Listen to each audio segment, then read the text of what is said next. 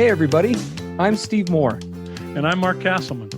We know the pain and heartbreak of porn and sex addiction. And we know the triumph of breaking completely free. Every day, we help our clients find hope and healing. Join us in the fight to take back your life, your marriage, and be stronger than ever.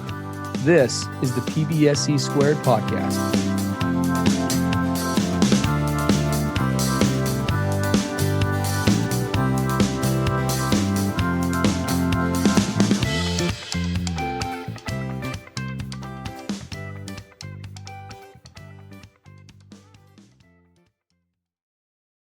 Hey, welcome everybody to the PBSC podcast. This is episode 267. Yes. Since getting into recovery, my porn/sex addicted partner went from pleasant to angry and aggressive. What's going on? Yes. Steve and I could both relate to this personally from our recovery histories and working with addicts from deep addiction and seeing them get into early and midterm recovery from 20 plus years of seeing this with addicts. Yes. Yes. Can we talk personality change? Yeah, absolutely. I mean, the chuckle you hear from both of us is not unempathetic, by the way. It's just like, oh my gosh, this is so common that it's reflective of our own, looking at our own past and how we used to conduct ourselves in that scenario as well. Yeah. No, we're laughing at us as addicts because we can so relate to this. We are not laughing at you as partners. No. Get to put up with this craziness. For sure. And so this submission came in from a partner, and she says, "Steve and Mark, my porn addicted partner and I find your podcast extremely helpful. Thank you. My partner is in early recovery, the first year," she says. "When he was in addiction, his personality was usually very easygoing and pleasant.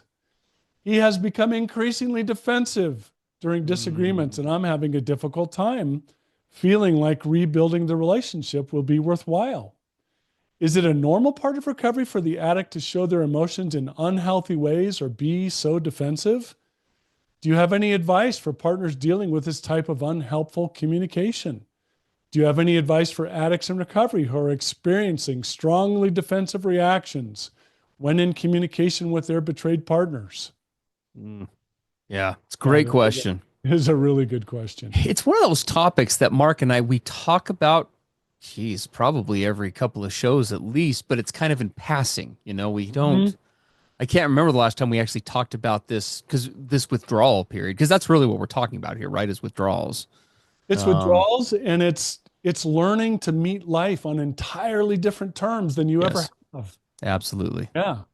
Absolutely. I mean, I guess speaking to the addict side for a minute, we sometimes we use a number of video clips, with clients and in our Dare to Connect program. Not too long ago, I pulled a couple of clips out of the Disney movie, which if you've not seen, you have to see, which is Hook. Robin Williams. Oh, Hook, yeah. Just amazing, right? And because there's so many parallels between the story of Peter Pan and addiction. Yes. And you can pull a lot of really cool things from that clip. And one of the things is that, I mean, most of us addicts, the reality is, whether it was a chemical addiction or an emotional addiction or a process addiction or this addiction, which is sort of an amalgam of all of those categories, we addicts have learned to do exactly the opposite of what Mark said, right? Not face life on life's terms. Essentially, we have cheated living presently on that level for some of us for decades, as long as we can remember. We've been living in emotional never land. Yeah, we're lost boys, and yeah, and lost boys for a lot of very legitimate reasons: trauma, abuse, insecurities. Being bullied, being completely insecure, like kids and teenagers often are. I mean, the list goes on and on and on. Why we become lost boys. But one of the things, Steve, you and I, that we had to decide if we were going to face, that was enormously difficult. You were younger when you got into real recovery than I was, but it's really hard to look at yourself in front of a therapist or a group or your partner and say, yeah, I'm 30 years old, 40 years old, 70 years old, but in some ways I'm 13. Absolutely. And to face that the immaturities in your personality is a really difficult. It's not pleasant, Yes. right? Because you're really mature in lots of ways. You hold down a job. You are really, participating in your community. There's lots of ways that you're crazy, responsible, and mature. But then when it comes to some of these things, you're a lost boy. Yeah. Well, and I remember being in addiction, I mean, I remember when I was, so two thoughts. I remember when I was sitting in a training seminar as part of my CSAT or certified sex addiction therapist training, and they actually brought up a really interesting study that was talking about how brain development for addicts literally stops in certain forms and functions in the brain when they go into addiction mode. And I Yes. remember when I was sitting there, the lights kind of came on for me, both with my some of my clients, but also personally, because it talked about how, and it makes a lot of sense, right? If you take two 13-year-olds, let's say you could take a kid and make a clone copy of him, right? And so you have these two kids growing up kind of parallel with each other. And then at 13 or 15 or whatever it is, kid A discovers an emotional escape slash release slash outlet like addiction, right? Like pornography, for example. He's not feeling loved. He's feeling insecure with his friends. He's not feeling like he's accepted. Well, pornography offers all of those things on the surface in spades, like we talk about in here all the time. Yeah, life gets really stressful. He just failed the test. I mean, his girlfriend broke up with him. I mean, have 100 things on a list about life being hard. Past And trauma, right? All sorts of things. yeah, and then he discovers I have this magical solution that I run to immediately. Absolutely. I mean, that was my exact story. That was The me. very first time I acted out, Mark too. We were both addicts right from the get-go. The first time. First time. Because our brains instantly I remember even at 13, the thought in my head was, I don't even know what I just did, but I know I'm going to do it again. Yes, I know that I felt better instantly when I did that, Absolutely. and all my troubles went away. They did. They just melted away for Oh, half an hour, mhm. whatever it was. They were just gone. And so kid A discovers that. His brain discovers that. He discovers his never never land. Yes. And then you have kid B who is continuing along that development path, and he's learning when he comes up against conflict, he's not numbing it away or escaping it or running to fantasy to a fake world. What's he doing? He's working out those things and going through fights with friends and learning to deal with breakups and the Yeah, stresses of he tests. learns he And learns delayed gratification. He learns yes, how to manage and channel his emotions. He learns, fill in the but kid blank. A, he just in that Mhm. area, in all those areas we just mentioned, what happens? He just quits progressing Yeah, just because there's no need to, right. right? He's just found an escape. He's in Never Never Land now. Yeah. Yep. His maturity is frozen at that age. And I remember when this happened, when I heard this made a lot of sense because there were literally times when Brittany and we'd get into a fight in early recovery, and literally I would say, I mean, it was almost like I was 13 again. Like I'd That's get to a point where I was triggered. It's just like I'm saying like a slightly more adult version of like you're a stupid head. yeah, exactly. Because like I literally did not know how to handle intimate conflict with a person. Yeah, or what was I doing? I would immediately just shut up, turn around, and walk away. Yes. Where's he going? Where's Mark going? That's what I did as a kid to escape the trauma of how I was raised. When it got out of control, I would just disappear. Yeah.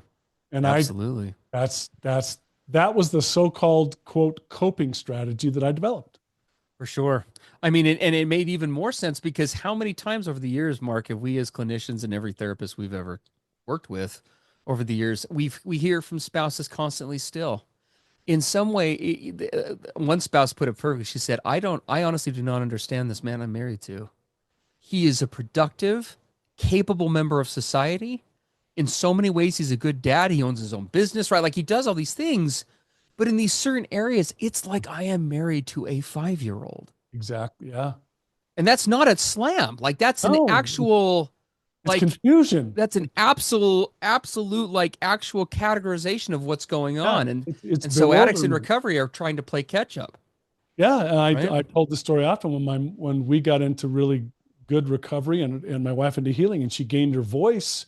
She looked at me and just said, and we had 5 boys at the time. She said, I am just so exhausted and tired from raising 6 boys. Yeah. I Yep. need you to be a man in these areas. You're great in these, but I need you to be a man in these over here. Hmm. Yeah, I just can't do it anymore. Yeah. It can be very confusing and very destabilizing for partners. And it does follow the adage that for many couples, recovery, as far as recovery is concerned, in some ways, life does get harder before Oh it my gets gosh, better. isn't that true? Because Like I mean, here, I I mean, was going to another say, way to put it, I was yeah, go pretty ahead, Mark. ticked. I was pretty ticked in early recovery because I said, you all lied to me. You Yeah. told me when I got into recovery and started doing all this stuff that my life would be great. Mm-hmm. No, in many ways, it sucked. And I said, I'm going back to addiction because if Yeah. this is what recovery looks like, I'm out. Yep. I mean, another way to look at it is like the Indiana Jones scene from Raiders of the Lost Ark, right, where he's running from the big giant boulder. Oh, yeah. That's an addict. We've been doing that for however many years or decades or whatever. And real recovery happens when the boulder finally, quote unquote, runs you over and pummels you into the dirt, and you finally get up and start to face all the stuff that made up the boulder in the Mm-hmm. first place. Mm-hmm. And so that getting run over is kind of what we're talking about here, right? You start all those things that we've just been kicking down the road, much like Congress does with the national debt, right? We've just now all of a sudden we're having to face these things, all of these consequences. Because remember, it's not just life that we've been dodging, right? It's all the consequences of our actions that we've also Yes. been dodging, Yep. Yep. right? Life and And the outcomes, life and the consequences. Yes. so when you take away that security blanket from an addict, when you take Oh, away his drug, oh boy. it's a big deal. It is a big deal. Big deal. So we've talked what being an addiction looked, how it starts, what it looks like and feels like for the addict, what it can look like and feel like for the partner. But now what happens when I get into recovery? And as you said, Steve, my security blanket, my go-to place, my easy out is gone. I have sobriety. I am willing to get that addiction outlet off the table, or I'm progressively moving in that direction, even though I might be slipping and relapsing. I'm dedicated to not dealing with life that way. So now what? Mm-hmm. Now we have as if the addiction and betrayal roller coasters weren't bad enough. Now I'm in early recovery. My wife's trying to get into healing. Now we have a whole other roller coaster ride. Yes. What does that look like? Yeah. Well, and so there's a couple of things to bring up, and we're not going to put a focus on this because the focus is on the partner. That's who wrote us, and that's what we wanted to Yes. address. But for the addict, what this means is immediately he needs to begin formulating healthy coping skills in a healthy recovery circle, like we talk about on here Oh all the my time. gosh. Yes. Um, Dare to Connect, we will hands down put a shameless plug in for that because it offers as close to a one-stop shop as you're going to find for everything from accountability to live interactive feedback to a group of people that you can interact with anonymously and get support and get help and get pointers and tips and insight from who are all navigating the same thing that you and your partner are right now. But that goes far beyond something like Dare to Connect, right? And for some, it involves one-on-one therapy. For others, it involves getting into a home 12-step group and a sponsor and right. All of these, we need to find, we aren't meant to do this alone, No, right? no. In fact, we had our we have support groups, facilitated support groups, facilitated by me and Steve, and also by Jen Lee on our professional team yesterday on Sunday here in the States. And this came up in the men's group. Mm-hmm. We were talking about how to start to take responsibility for your character defects and look at all this stuff that you've developed in addiction. And we had guys coming into the voice only sharing because we remain anonymous, you never see anyone's face, and they use avatars. But guys were saying, "Yeah, I do all this other stuff great in my life, but in this case, I'm like a little boy. I feel like a little kid. Do you guys feel that?" And the guys Mm, started bantering back and forth about what that feels like. yeah. And why is recovery so hard? Why can't I just take responsibility and be an adult? I want to man up. Well, I'm glad you mentioned that, Mark, because that's something that money can't buy is that kind of interaction. Yeah. Again, Dare to Connect is a great place to find that. It's one thing to read about these things intellectually. It's another thing to talk to other guys in real time who get it and they're like, "Yeah, you're not crazy. You're not psycho. Mm. Mark and Steve have been there. They can tell you about it, and I'm going through that right now. Here's what's working for me." Mm-hmm.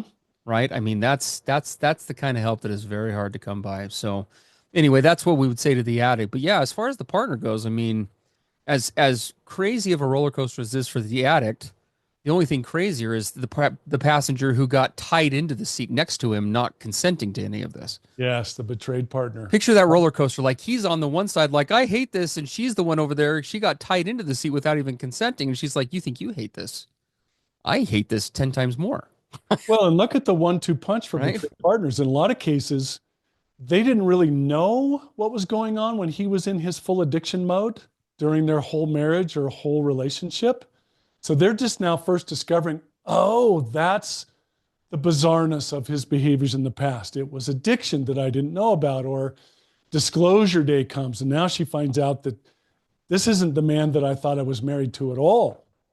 So she's just barely discovering who she's been married to or in a relationship all these years or decades. And now, on top of that, he gets into recovery and gets some sobriety. So he's no longer running to those old things. She's just discovered the truth about him running to all that old stuff. And now he's starting to change in recovery on top of all that. Mm-hmm. Right? You see, Yeah, I don't know who that was. Now I'm learning who that was. And now who he is now is changing again because he's in recovery. for sure. So partners can think I'm totally losing my mind. Yeah. Well, and so a lot of things become really important for a partner really quick in this process because what she says is very true. I don't know if I can keep hanging on with this. And for many of the spouses that we work with, if you keep hanging on the way that you have been, that's Yeah. probably true. Yeah. If you keep trying to hang on the way many partners do without the right skill sets, the right boundaries, we're going to talk about all that here. That roller coaster will snap your neck. It really will. Yeah. Um, That's true. so let's talk about that. I mean, what do we need to do, right? Like, there's she again is along for this ride, right? And well, I guess maybe a good starting point with this is let's just talk about what some of that looks like. I mean, some of this is obvious, right? For a partner, obviously there's an unsurety, there's more fear, like how's he going to respond to what, not ever knowing.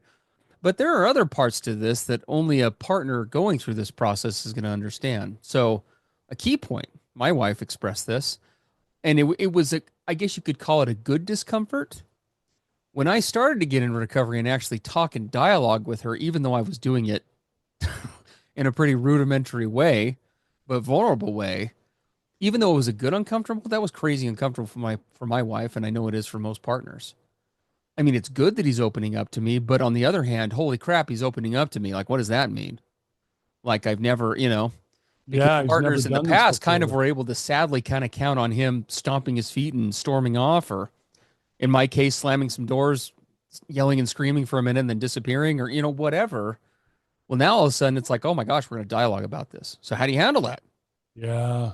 How do you navigate that? Yeah. Yep. Right. And so there's some real discomfort that comes with this.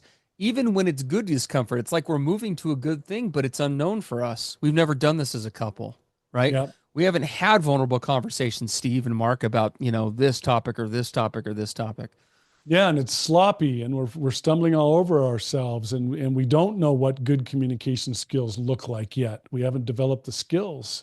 Yes. Yeah, it can just feel all over the place. Maybe we're right. I've had some partners say, "I know this sounds strange, Mark, but maybe we were better off when he was an addict." I have I heard don't that really same mean thing. that. I don't really mean that, but you know what I'm saying, right? I'm like, No, yeah, I have heard I partners say hear that. And I you. think in the moment, at least they did mean it. It's like, this was so much better when you were just doing your thing. I know, right? I mean, because it was horrible, but at least it was a known quantity. So yeah, let's talk. I mean, how do we address this? Well, I think there's a couple of things, right? We've got a big list of things for you partners about where to begin with this. Yes. I know it's not linear on our list, Mark, but I'm just going to throw out one at the beginning because I think it's probably a good starting point, and I wish Brittany and I had been better at this at the beginning. You need to identify, ideally together, although depending on his level of willingness, you may need to determine this solo, what are uncomfortable but safe forms of communication to I start. like that. I like that. Yeah. Yep. Don't expect communication to be fully comfortable because it will It not. won't be. So you assume we're going to engage in uncomfortable communication, but there's unsafe ways to do that, and there's safe ways to do that And there are unsafe and safe topics as well. as well. There may Yes. be some at the beginning of this, for example, that you just can't tackle on day one. Yeah. So you have to be really honest with each other about, where do things go off the rails? What does that look like? And this is the beginning start of boundaries. I mean, I'll give you an example, and I'll just this still gets used at my house on occasion. Okay, 10 years sober. All right, 10 years and change sober over here. Mm. I still, my wife and I, we had yeah, you'd call it a fight. I mean, it's nothing like how our old fights used to be, but it was significant by like today's standards of fight. Probably like 6 weeks ago. And I was angry. Either I was angry enough or she was angry enough. We were in separate rooms and we started the dialogue through text. Through text. We Yeah. did. We were both so ticked off at each other. And then I think we didn't mean for it to go this way, but then we actually moved to the phone. I still wasn't ready to see her in person. Went from text to the phone. But it's like, okay, but I can do voice. And it was so comical because I can hear her talking into her phone, right? She's too, like, I can hear it through the wall and I'm hearing it into but for whatever reason, that was safe for us because we were so Yeah. escalated, Yep. You were so escalated. Yep. right? So whatever means works for you, right? For many couples that we work with, for example, especially when things are really charged around certain topics, because this toxicity from an addict can get really extreme. Yeah. So for some, I'll give you another example. For Brittany and I, for a while, that just had to happen in a therapist's office. There was a good probably year of our therapy, no joke, where our therapist was more of a referee, and what do you call those? Like a hostage negotiator than he was a therapist. Right. Much more of like just regulating the conversation Mm. and providing a forum where we wouldn't just go off the rails. And it wasn't because of Brittany; it was because of me. It was totally because of me. Hey, everybody. PBSE podcast hosts Mark and Steve here with a special message about our revolutionary online recovery program for addict spouses and couples called Dare to Connect. Multiple times every week, we get messages from subscribers in the program. They're people just like you. They're trying to heal from the devastation of sex and porn addiction and betrayal trauma. And here's a few of our most recent submissions. Here's one from an addict in recovery. It says, D2C has principles that everyone should utilize regardless of their circumstances. It doesn't matter your coping mechanisms. It matters that you want to work towards genuine connection with your partner. That's awesome. Another testimony from an addict continues on. My wife is just starting out in training as a licensed therapist. Dare to Connect has been far more useful to her than her degree. Wow. The way Mark and Steve apply what they've learned is always so redemptive. D2C has opened doors for my relationship that I thought would be shut forever. Mark and Steve are an incredible resource of information on the subject of sex addiction and betrayal trauma. We could not do this journey without their help. Here's one from a partner who's been with us for nearly a year. I want you both to know that it is because of you guys and D2C that I'm able to be in the place that I am today. I will always be grateful to you both for your feedback and prompt replies to my questions. I can't even come close to putting it into words how valuable my time spent with y'all this past year has been to my life. Thank you for everything you taught me about betrayal trauma and boundaries and thinking errors and loving myself and making myself a priority and standing up for myself. Love that. Love that submission.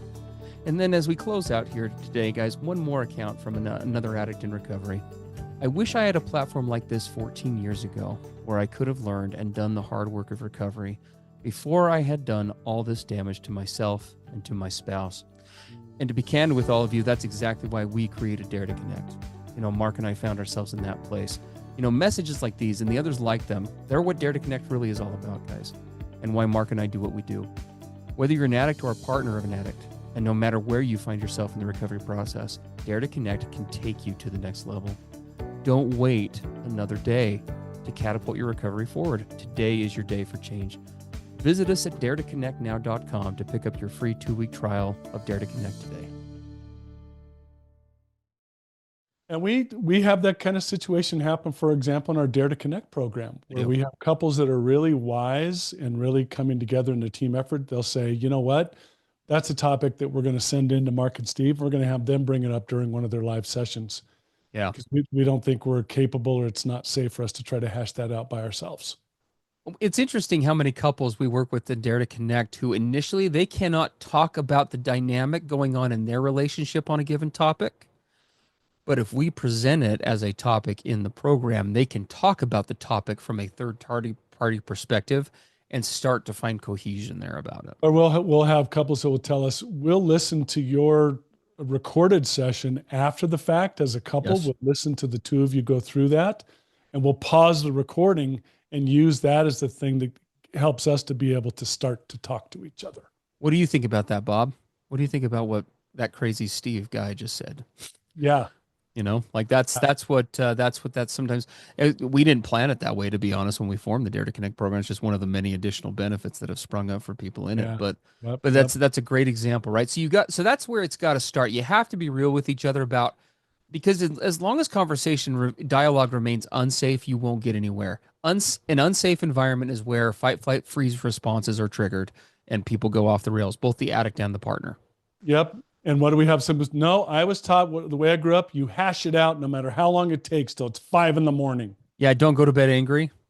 I Yeah. was Don't told go that to bed before I got angry. married. I know. Whoever told me that in my wedding line ought to be drugged out and shot. Like that's like the worst It's advice so you can ever give a true. couple. It's so true. So Yep. So that's one. The other one, Steve, you and I talked about for betrayed partners facing these personality changes in their addict partners who's getting into recovery. You've got to establish as a betrayed partner an outside support system that does not depend on where he is or isn't in yes, this moment. What is your outside support system, right? A support group, a therapist, a close friend or family member, but someone that you've got to be able to go to bounce stuff off of, to get a reality check, to see where you're at. Because if it's just your partner and they're the only person you can go to, you can see how all the changes he's going through in recovery, if that's your go-to source. yeah. Yeah. We just had an in-depth discussion about this in Dare to Connect a while ago. There's a book that's published, and it's a real book, by the way. You can find it on Amazon. I don't know the name of the author, but some of you have heard of it. It's titled Everybody Poops. Everybody poops. And it's a great book because it's for little kids and it talks about and normalizes this idea of pooping. And we actually quoted in D2C when we jumped into this topic in depth. But that's true, not just physically. That is true emotionally. The reality is that each of us generates a tremendous amount of emotional waste, just in life in general, but specifically in Mhm. recovery.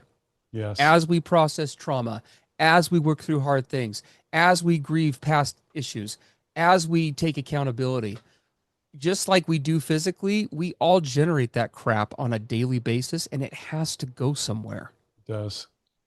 If you get emotionally backed, we all know what happens if you get physically backed up.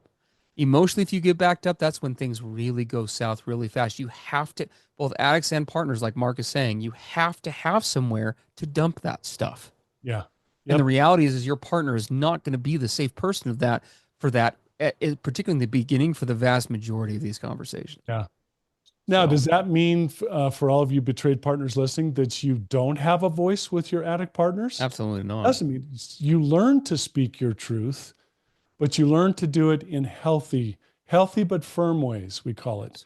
And how do you learn that? By tapping into a support system where there are betrayed partners further down the road than you.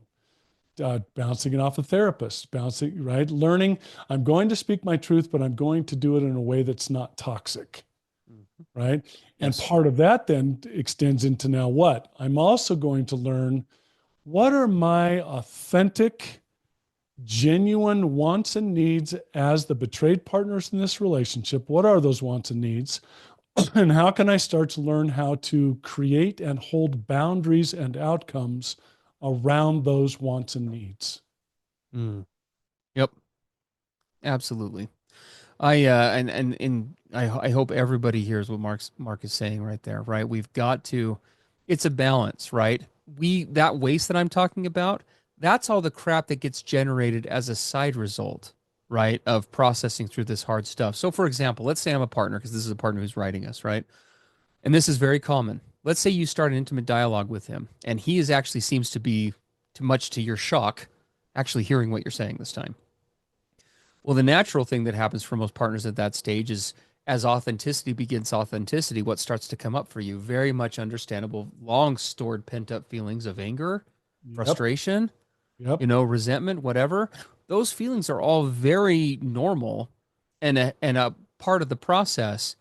But if you try to crap that out in the middle of your discussion, you're going to get a similar result as if I'm sitting with my wife on the couch and I do the same thing right there on the spot. The results are going to be not good. I have to have a place where I can process through that resentment, through maybe even that toxic anger, so that I can do what? So I can show up to my partner and talk about the real feelings that were underneath the anger all along, because anger is a secondary emotion. Yes. Here's how much you've hurt me. And here are the things that I miss about us, right? Those are conversations that allow for the best possible chance for a connection between the two of you. Absolutely. But it only can happen if you have a place to dump that. And for both partners and addicts, if you think you can do that on the fly, I mean, Mark and I have things hanging on our wall that say we're really good at this. I can tell you right now, I can't do that. I have to have a place to dump those things, whether Right. it's journaling or a support system or something, Yeah, exactly. right? Yep. So, Yep. Yep. And there's another part of this for betrayed partners. And Steve, this came up recently in Dare to Connect. How do I want to share this in the right way. It's really hard for betrayed partners when they look at their addict partners, and they will often reach out to us in such bewilderment and desperation. Mark, Steve, why doesn't he get it? Why does he keep doing the same uncaring and angry or shutting down? Why does he keep re-hurting me over and over and over? He says he wants to do anything and everything he can to repair this relationship, but he keeps doing the same stuff over and over and over again. Why? And we get into this place where, because we as addicts have lived, as we said, decades and decades of escaping, numbing out, not maturing, not learning healthy skills, not meeting life on its terms, there's a lot of stuff that, quote, doesn't readily occur to us. We've been avoiding intuitiveness. We've been avoiding seeing and reading the signs in our partners. We've been avoiding what appears to healthy people as just sensical, regular ways to live life. We've been sidestepping all of that. yeah. And so partners will go, why doesn't he get it? Why does he keep doing these things? And it's because our capacities are handicapped. We're stunted in a lot of our areas of growth. And so certain things don't occur to us at first. We have certain capacities we've not developed out. And so we're think of a little kid learning stuff for the first time.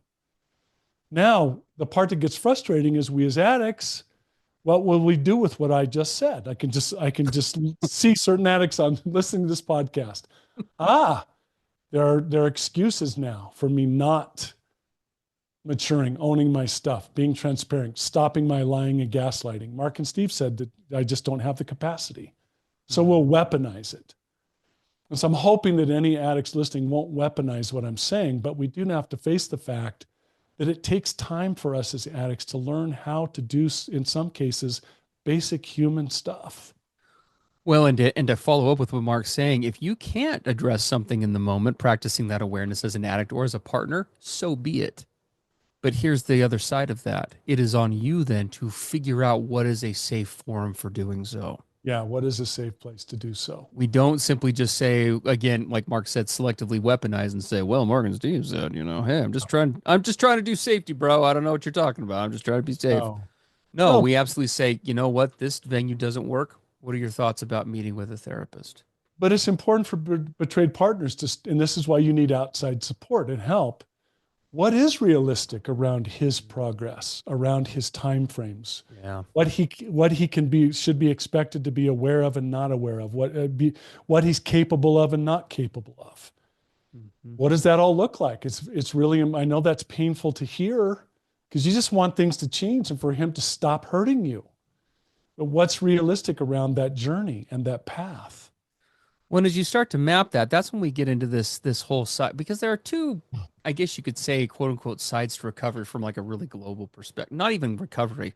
There's two sides to any relationship, intimate relationship working. Okay.